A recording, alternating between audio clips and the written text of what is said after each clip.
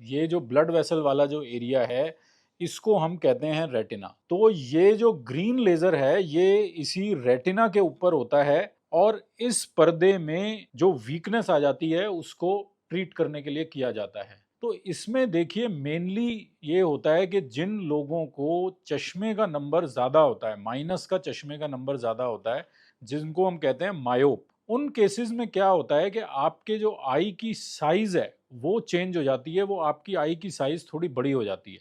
और जब ये आई की साइज़ बड़ी हो जाती है और रेटिना की साइज़ रहती है उतनी, तो अब आप इमेजिन कीजिए कि ये जब खिंचाव जो बन रहा है, ये कॉन्स्टेंटली पेशेंट की आई में थ्रू आउट द एज बना हुआ है और जब ये खिंचाव जो बनता है, ये एक लिमिट से ज़्यादा एक्सीड हो जाए, तो पर्दे के अंदर जगह-जगह से वीक स्पॉट बनने शुरू हो जाते हैं।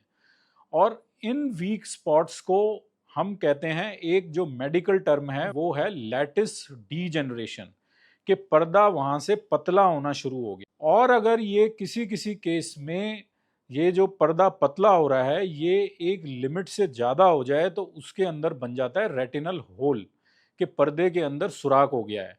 और कई केसेस के अंदर लैटिस डीजेनरेशन और जो ये पर्दे के अंदर जो सुराख है, ये दोनों एक साथ भी एग्जिस्ट कर सकते हैं। और किसी किसी केस में रेटिनल टीयर हो जाता है, यानी कि पर्दा अपनी जगह से हिलता नहीं है, लेकिन पर्दे फट जाता है या टीयर हो जाता है। इन तीनों कंडीशन की ट्रीटमेंट के लिए लेजर बराज ट्रीटमेंट किया जाता है। तो पहले इसमें आपकी आँख जो है, हम सुन करते हैं, एक आई ड्रॉप डाल के आँख को एनेस्थेटाइज़ कर देते हैं और उसके बाद इसमें ये एक स्पेशल लेंस है। इस लेंस का पर्पस ये है कि ये उस एरिया में वो ग्रीन लेज़र को फ़ोकस करते हैं जहाँ पर हमें वो लेज़र चाहिए।